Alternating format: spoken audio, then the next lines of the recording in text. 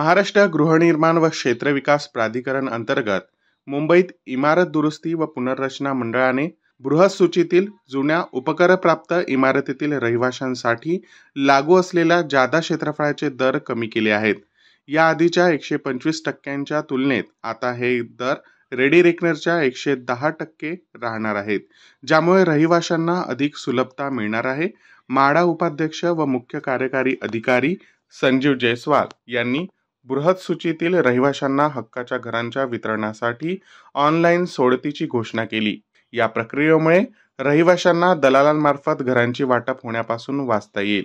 यासाठी 444 घरांची उपलब्धता असून 265 रहिवाशांची सोडत काढता येईल. प्रत्येक रहिवाशाला त्याच्या विद्यमान क्षेत्रफळानुसार घर मिळेल.